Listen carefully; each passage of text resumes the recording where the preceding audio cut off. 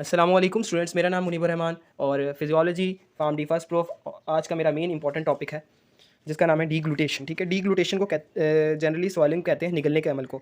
तो आज का मेरा ये टॉपिक है और इस टॉपिक की अगर मैं थोड़ी सी ब्रीफली आपको थोड़ा सा बताऊं तो डीग्लूटेशन एक असल में जीआईटी की मूवमेंट है। ठीक है ना, गैस्ट्रो इंटेस्टाइनल ट्रैक्ट में मूवमेंट है। ठीक है ना, लेकिन डीग्लूटेशन एक रिफ्लेक्स भी है। ये दो पार्ट्स में डिवाइड है। ठीक है ना, एक है वॉलेंट्री पार्ट, ठीक है, और एक है इनवॉलेंट्री। जो रिफ्लेक्स होते हैं ना, फिजियोलॉजी में all reflexes are involuntary. Involuntary action वो होते हैं जो हमारे कॉन्शियसनेस पे डिपेंड नहीं करते, जो हमारी विल पावर पे डिपेंड नहीं करते, वो खुद ब खुद हो रहे होते हैं। ठीक है, उसको हम या तो हमारा ब्रेन पैरासिम्पैथेटिक या सिंपैथेटिक नर्व से कंट्रोल करता है। तो इनवॉलेंट्री एक्शन को हम रिफ्लेक्स कहते हैं। तो एक तो डीग्लूटेशन मूवमेंट होगी जीआईटी की, और डीग्लूटेशन एक रिफ्लेक्स भी है। सो आज इस लेक्चर में मैं आपको दोनों के बारे में बताऊंगा और अंडरस्टैंडिंग हो जाएगी कि आप पेपर में किस तरह अटेम्प्ट करना है। डीग्लूटेशन का जब भी लॉन्ग क्वेश्चन है तो स्टार्ट आपने कैसे लेना है वो इसी तरह लेना है जिस तरह मैं आपको बता रहा हूँ। सबसे पहले डेफिनेशन लिखनी है। डीग्लूटेशन और swallowing is the process by which food moves from mouth into stomach. ठीक है, तो बात सारी ये है, ये मूवमेंट वो मूवमेंट है जिससे फूड या बोलस जो हमारे माउथ में बन चुका होगा, ठीक है, फूड या bolus moves from mouth into stomach, mouth से लेकर स्टमक तक का जो रास्ता है, जो मूवमेंट होगी उसको डीग्लूटेशन कहेंगे। ठीक है ना, डीग्लूटेशन कंट्रोल किससे हो रही है? वो डीग्लूटेशन रिफ्लेक्स से हो रही है जो कि इनवॉलेंट्री है।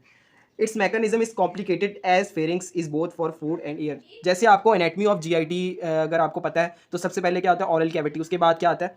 फेरिंग्स आता है। जो फेरिंग्स है वो बता ये रहा है कि डीग्लूटेशन एक कॉम्प्लेक्स है, कॉम्प्लेक्स मैकेनिज्म पे डिपेंड करता है। क्योंकि इसका मैकेनिज्म क्यों कॉम्प्लेक्स है? क्योंकि जो फेरिंग्स है ना वो बोथ है, कॉमन पैसेज है। कॉमन पैसेज किस किस के लिए? फूड के लिए और एयर के लिए। अब जो एयर है वो हम रेस्पिरेटरी ट्रैक में पढ़ते हैं क्योंकि वो ब्रीथिंग का मैकेनिज्म आ जाता है। जो फूड है उसको हम जीआईटी में पढ़ते हैं। लेकिन ये दोनों का जो पैसेज है वो फर्स्ट पैसेज फेरिंग्स वो कॉमन होगा। इस वजह से ये कॉम्प्लिकेटेड मैकेनिज्म होता है कि जो फूड है वो हमारा फेरिंग्स के बाद आइदर वो ट्रैकिया में जा रहा है या एसोफेगस में। जाना तो उसे 99% एसोफेगस में, अगर वो ट्रैकिया में चला जाता है तो वो फिर एक पैथोफिजियोलॉजिकल इफेक्ट हो जाएगा। इस वजह से डीग्लूटेशन जो रिफ्लेक्स है वो बहुत इंपॉर्टेंट है हमारे फिजियोलॉजी में। स्टेजेस की बात करते हैं। डीग्लूटेशन मूवमेंट जो है, रिफ्लेक्स की बात नहीं कर रहा, मूवमेंट डीग्लूटेशन जो है वो 3 फेजेस पे डिपेंड करती है। ठीक है, और 3 फेजेस में अगर मैं एनेटमी के लिहाज से देखूं तो 3 पार्ट्स होते हैं। ठीक है, हमारे जीआईटी अपर जीआईटी की बात करूं, 3 पार्ट्स हैं जिसमें ऑरल स्टेज होता है, फेरेंजियल स्टेज होता है और एसोफेजियल स्टेज। ठीक है ना, ऑरल स्टेज बकल कैविटी या ऑरल कैविटी में जब फूड होता है तो उसको हम ऑरल स्टेज कहते हैं। When food moves from mouth to pharynx, mouth से जब फेरिंग्स की पास जाएगा, फेरिंग्स तक जाएगा, तो इस सफ़र में जो भी प्रोसेस हो रहा होगा उसको हम कहते हैं ऑरल स्टेज। ठीक है, takes place in oral cavity. Voluntary stage होता है, मतलब कि इस ये वाला जो स्टेज है वाहिद स्टेज है डीग्लूटेशन मूवमेंट का जिसको हम अपनी विल पावर या अपने कंट्रोल में कर सकते हैं। जिस तरह हमने एक फूड लिया, कोई भी चीज़ खाई, कोई भी मील खाई, तो हम उसको पहले तो ऑरली उसको क्या कहेंगे, मेस्टिकेट करेंगे, और इस अमल को हम कहते हैं मेस्टिकेशन। मतलब कि हम चबा रहे हैं, च्यू कर रहे हैं। ठीक है ना, और च्यूइंग करने से उसका जो प्राइमरी डाइजेशन है वो कंप्लीट हो जाती है फूड की। तो वो हम अपने टीथ्स के जरिए कर रहे थे, जॉ के मसल्स कर रहे थे, मसल्स ऑफ टंग इसमें यूज हो रहे होते हैं। ठीक है, तो ये एनाटॉमी में आपने पढ़ा होगा।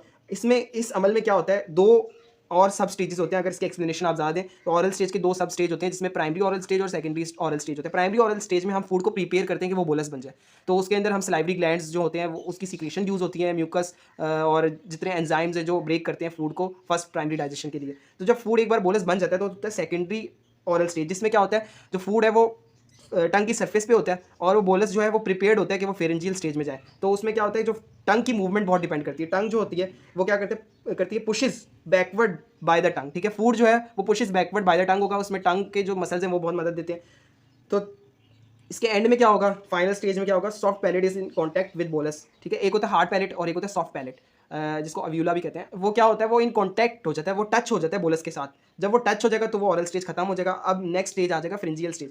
फ्रिंजियल स्टेज और एसोफेजियल स्टेज जो होते हैं, ये 2 स्टेज जो हैं, ये ब्रैकेट लगा देता हूँ, ये 2 स्टेज होते हैं एक्चुअली में सॉलिंग रिफ्लेक्स या डीग्लूटेशन रिफ्लेक्स।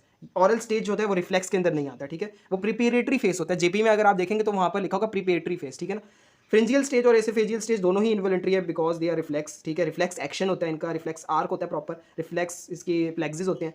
ठीक है, when food moves from pharynx to oesophagus, pharynx पे फूड पहुंच गया, फेरिंग्स टू एसोफेगस तक जाएगा, वो जो सफर होगा उसको हम कहते हैं फ्रिंजियल स्टेज। ठीक है, अब एसोफेगस से जब वो फूड स्टमक के पास जाएगा, स्टमक के भी हम बात करें तो स्टमक का जो पहला सिफिंटर होता है जिसको हम कार्डिक सिफिंटर कहते हैं, और एसोफेगल का जो लास्ट सिफिंटर होता है जिसको हम एसोफेगस का लास्ट सिफिंटर कहते हैं, जिसको लोअर सिफिंटर कहते हैं। तो वहाँ तक जब फूड जाएगा तो उसको हम कहते हैं एसोफेजियल स्टेज। तो टू बी कंटिन्यूड है, ये दोनों स्टेज मैं आपको आगे पढ़ाऊंगा। सो नेक्स्ट स्टेज से पहले हम एक ब्रीफली डायग्राम देख लेते हैं। अगर आप पेपर में ये डायग्राम बना लें तो well and good, because examiner को और अच्छा समझ में आ जाएगी और उसको पता चल जाएगा कि आपने रटा नहीं लगाया। तो ये एक मैंने अपर जीआईटी ट्रैक बनाया है, ठीक है, जिसके अंदर मैं अगर एनाटमी थोड़ी सी बताऊँ तो ये वाला जो एरिया है यहाँ से नोस्ट्रिल से लेकर माउथ तक और ये पीछे जहाँ तक जा रहा है, तो इसको हम कहते हैं नेजोफेरिंग्स, ठीक है। अब माउथ और फेरिंग्स ये असल में फेरिंग्स के पार्ट है। नेजोफेरिंग्स, ठीक है, most upper part of GIT, और जो उससे नीचे जो पार्ट आएगा जो फेरिंग्स और माउथ से इन कॉन्टैक्ट है उसको हम कहते हैं ऑरोफेरिंग्स, ऑरल कैविटी से निकला है, ठीक है। उससे जो नीचे होगा लेरिंग्स और फेरिंग्स, जो आपस में, लेरिंग्स आपको पता है वो जगह होती है जहाँ ट्रैकिया, जहाँ से हमारा एयर पैसेज शुरू होता है, ठीक है। तो लेरिंग्स और फेरिंग्स जहाँ पर इन कॉन्टैक्ट होंगे उसको हम कहेंगे लेरिंगोफेरिंग्स, ठीक है। तो ये एक एनाटमी थी। ये है हमारा हार्ड पैलेट, ये जो नोज से नीचे नीचे एक बोनी हार्ड कार्टिलेज है, ये हमारा हार्ड पैलेट है। और सॉफ्ट पैलेट, ये जो एंड वाला जो सॉफ्ट वाला एरिया, सॉफ्ट पैलेट की बहुत ज़्यादा इंपॉर्टेंस है, बहुत ज़्यादा क्लिनिकल इंपॉर्टेंस है जीआईटी में, फूड को डाइजेस्ट, फूड की जो स्वॉलिंग है उसमें। एपीग्लॉटिस की बात, अच्छा ये जो एक एरिया ये है टंग, ये मैं ऐसे हाईलाइट कर देता हूँ, ये टंग है, ठीक है। एपीग्लॉटिस एक फ्लैप होता है ग्लॉटिस के ऊपर, ये ग्लॉटिस है, ठीक है। और ये ग्लॉटिस जो होता है ये हमारे ट्रैकिया में होता है। अब वो फ्लैप क्यों ज़रूरी है? ताकि वो फ्लैप बंद हो और उस फ्लैप के बंद होने से जो हमारा फूड है वो ग्लॉटिस मीन इसका क्या है कि फेरिंग्स से लेरिंग्स के पास ना जाए, फेरिंग्स से जाए एसोफेगस के फर्स्ट सिफिंटर के पास, जिसको हम कहते हैं अपर एसोफेगस सिफिंटर। अब ये ESRA क्या, ये मैं आगे बताता हूँ जब हम पढ़ेंगे फेरेंजियल स्टेज। और ये क्या चीज़ है, इसको हम कहते हैं मिड सैजिटल स्लिट्स। इनका क्या काम है ये भी मैं आपको बताऊँगा। तो नेक्स्ट स्टेज है हमारा फ्रेंजियल स्टेज, ठीक है, डिग्लूटेशन का second stage. Bolus enter into posterior mouth, oral cavity में तो वो था, अब बोलस एंटर हो गया पोस्टीरियर माउथ कैविटी, जिसको हम कहते हैं फेरिंग्स, ठीक है। फेरिंग्स की मैंने क्लिनिकल इंपॉर्टेंस बता दी कि वो बोथ पैसेज होता है फॉर फूड एंड एयर, ठीक है। This will stimulate ESRA around pharyngeal opening. Pharyngeal opening के बिल्कुल साथ वॉल्स ऑफ GIT पे एक एरिया होता है जिसको हम कहते हैं सेंसिटिव एरिया होता है, सेंसेशन क्रिएट करता है, सेंसेशन को कलेक्ट करके ब्रेन के हायर सेंटर्स तक पहुंचाता है। उस एरिया की शॉर्ट फॉर्म है ESRA, जिसका नाम है एपिथेलियल स्वॉलिंग रिसेप्टर एरियाज, ठीक है। ये एपिथेलियल सेल्स होते हैं जिनके साथ हमारे जो पैरासिम्पैथेटिक और सिम्पैथेटिक नर्व एंडिंग्स जुड़ी होती है, जो ब्रेन के हायर पार्ट्स मेडुला में जाती हैं। अच्छा, इससे निकलती हैं, राइज होती हैं दो तरह की नर्व्स, ट्राइजेमिनल नर्व और ग्लॉसोफेरेंजियल नर्व, ठीक है। Trigeminal nerve fifth nerve, glossopharyngeal nerve ये मेरे ख्याल में नाइन्थ क्रेनियल नर्व है। तो ग्लॉसोफेरेंजियल नर्व और जिसको हम कहते हैं सेंसरी नर्व, ठीक है ना, ये सेंसरी नर्व्स हैं, ठीक है। असल में ट्राइजेमिनल और ग्लॉसोफेरेंजियल के सेंसरी पार्ट्स जो हैं वो ESRA से अटैच होंगे और इन नर्व्स को हम कहेंगे अफेरेंट नर्व्स। जो इनके अफेरेंट नर्व्स जाएंगे कहाँ पर? Higher centres of brain which is medulla oblongata, specifically tractus solitarius. इसकी हमने बात ब्लड प्रेशर की रेगुलेशन में भी की थी। अच्छा, ट्रैक्टस सॉलिटेरियस से अब क्या होगा, वो nerves ending afferent nerve ending sorry areas in lower medulla and pons के पास जाएंगे, दैट कंट्रोल स्वेलिंग डिग्लूटेशन, और इसको हम कहेंगे डिग्लूटेशन सेंटर। डिग्लूटेशन सेंटर दो चीज़ें करेगा और दो चीज़ें करने के बाद फ्रेंजियल स्टेज को और प्रमोट करेगा, ठीक है। दो चीज़ें क्या करेगा? Inhibit the respiratory centre of medulla, जो केमिकल मैकेनिज्म ऑफ रेस्पिरेशन है उसको इनहिबिट कर देगा। उससे क्या होगा? डिग्लूटेशन अपीना हो जाएगा। अपीना फिजियोलॉजिकल कंडीशन होती है जिसमें रेस्पिरेटरी ट्रैक्ट अरेस्ट हो जाता है, ठीक है। या तो लंग्स अरेस्ट हो जाएंगे, लंग का कंप्लीट अरेस्ट हो जाएगा, या थोड़ी देर के लिए अरेस्ट हो जाएगा, जिस तरह कार्डियक अरेस्ट होता है। उसमें क्या होगा? ब्रीथिंग हम नहीं कर पाएंगे।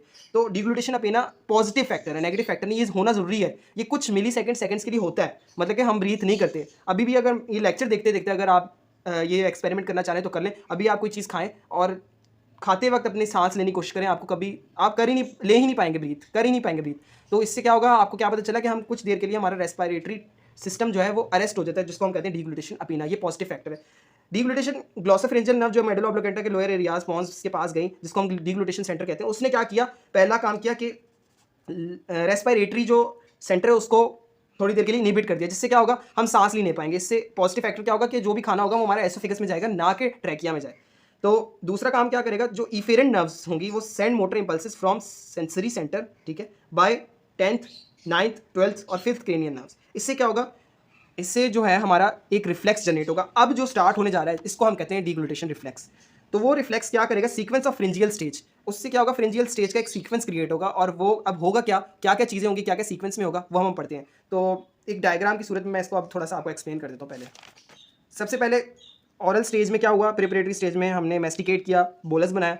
ऑरल स्टेज का जो सेकेंडरी स्टेज है उसमें क्या होगा? टंग पुश करेगी और पैलेट के साथ बोलस इन कॉन्टैक्ट हो जाएगा। अगला स्टेप जो है फ्रेंजियल स्टेज होता है, उसमें क्या होगा? पुश होगा फूड जो बोलस होगा, और ये जो पैलेट है ना वो यहाँ पर आ जाएगा और क्या करेगा? नोस्ट्रिल्स को बंद कर देगा, इंटरनल नोस्ट्रिल्स को, ठीक है। उससे क्या होगा? फूड जो होगा इन कॉन्टैक्ट विद इसरा एपिथेलियल सरफेस रिसेप्टर एरियाज, ठीक है ना। ये क्या करेंगे कि 10th और 5th ट्राइजेमिनल नर्व वो क्या करेंगे? मेडुला ऑब्लोगेंटा को सिग्नल्स देंगे, ट्रैक्टस सॉलिटेरियस आगे इनहिबिट कर देगा रेस्पिरेटरी सेंटर को, और एक्साइट कर देगा मोटर नर्व्स को, और मोटर नर्व्स क्या करेंगे, सीक्वेंस ऑफ फ्रिंजियल स्टेज करेंगे यहाँ से लेकर यहाँ तक। अब वो क्या सीक्वेंस है वो हम पढ़ते हैं।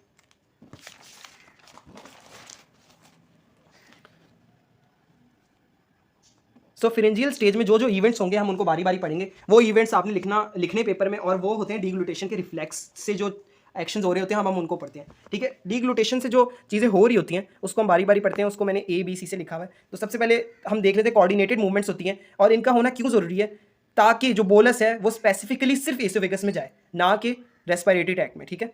तो सॉफ्ट पैलेट सबसे पहले क्या होगा, फ्रिंजियल स्टेज में सबसे पहले सॉफ्ट पैलेट जो है pulled upwards to close internal nostrils nasals, ठीक है।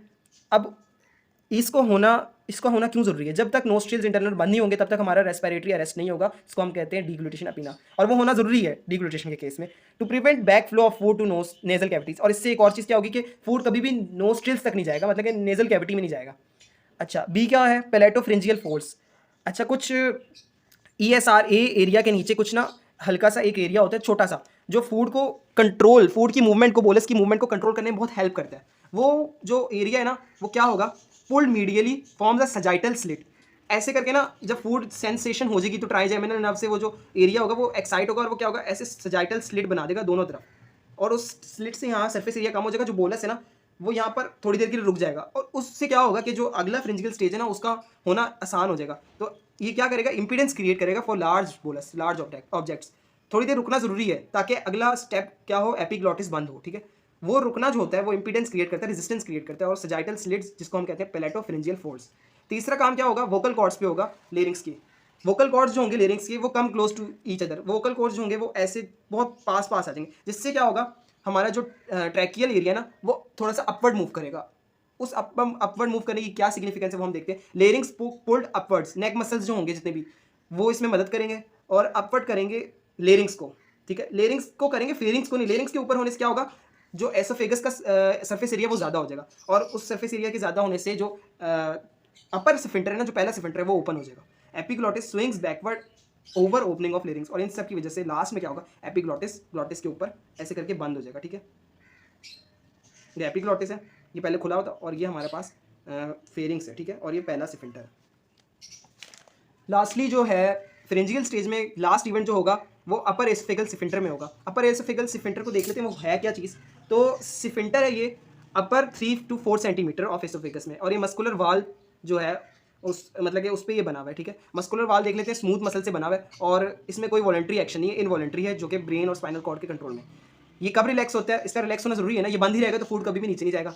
जब food moves from posterior pharynx into upper oesophagus, जब वो ESRA वाले एरिया में होगा ना तो ट्राइजेमिनल और ग्लोसोफ्रेंजियल नर्व एसोफेगल सिफिंटर को ओपन कर देंगे, ठीक है।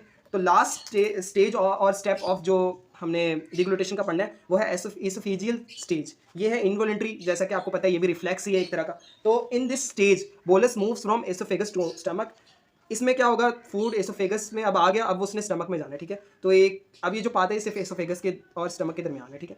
It is done by peristaltic movements. Peristaltic movements influence करती है इस मूवमेंट को। पेरिस्टाल्सिस होता क्या है, a wave of contraction and relaxation, continuous wave होती है, ठीक है, contraction and relaxation of GIT wall, ठीक है।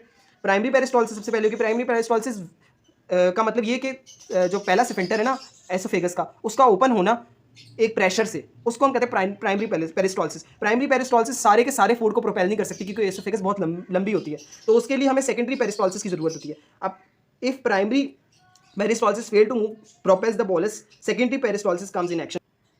जो इन्फेंट्स होते हैं ना बच्चे, उनमें प्राइमरी पेरिस्टाल्सिस ही सारे का सारा फूड जो एसोफेगस है से लेकर स्टमक के दरमियान जो है प्राइमरी पेरिस्टाल्सिस ही एक्शन करती है इन्फेंट्स के अंदर। लेकिन जो अडल्ट होते हैं उसमें सेकेंडरी पेरिस्टाल्सिस का रोल होता है ज़्यादा। तो सेकेंडरी पेरिस्टाल्सिस में जो मैकेनिज्म क्या होता है, प्रॉक्सिमल कंट्रैक्शन। जो फूड है, समझिए यहाँ स्टमक है और यहाँ पर फेरिंग्स है, फूड ने इस तरफ जाना है, तो यहाँ पर क्या होगा, प्रॉक्सिमल कंट्रैक्शन होगी। प्रॉक्सिमल कंट्रैक्शन से फूड आगे जाएगा और डिस्टल रिलैक्सेशन से फूड और ज़्यादा आगे जाएगा, तो इसको हम कहते हैं सेकेंडरी पेरिस्टाल्सिस, ठीक है। It is the propulsion force, ठीक है। सेकेंडरी पेरिस्टाल्सिस प्रोपल्सिव फोर्स है। It is induced by the distension of the upper oesophagus. इसका जो स्टिमुलस है वो डिस्टेंशन ऑफ एसोफेगस है upper. The wall of GIT upper exerts positive pressure, positive pressure को exert करेगी ताकि सारे का सारा फूड इंश्योर हो जाए कि वो स्टमक पे पहुंच गया। तो एक लास्ट में एक टॉपिक आता है, role of upper oesophagus sphincter, sorry lower, upper तो पढ़ लिया ना। जो लोअर एसोफेगस सिफिंटर होता है ना उसका क्या काम होता है, सो उसका काम ये होता है जब फूड पूरे का पूरा सेकेंडरी पेरिस्टॉल्सिस से अब स्टमक में एंटर होना चाह रहा है तो एक स्फिंक्टर बीच में होता है, वो क्या करता है जब वो रिलैक्स होगा तब जाकर फूड सबका सारा का सारा स्टमक में जाएगा और वो फिर दोबारा बंद हो जाता है, क्लोज हो जाता है। तो अगर ये रिलैक्स ना हो तो फूड जो है इसोफेगस के अंदर ही जो है वो काफ़ी देर तक रहेगा, जिससे काफ़ी ज़्यादा पैथोफिजियोलॉजिकल इफेक्ट होता है। ठीक है, तो ये इसका भी बहुत इंपॉर्टेंट रोल है। तो आई होप डीग्लूटेशन और डीग्लूटेशन रिफ्लेक्स आपको समझ में आ गई हो। कोई भी क्वेश्चन क्यूरी हो वो आपने कमेंट में ज़रूर पूछनी है और आपने बताना है कि कमेंट में कि फीडबैक देनी है कि मैं अपने लेक्चर्स को किस तरह और इन्हेंस कर सकता हूँ, क्या क्या तरीके हैं, क्या क्या वेज़ हैं जिनसे मैं और इन्हेंस कर सकता हूँ। जज़ाकल्लाह, बहुत बहुत शुक्रिया।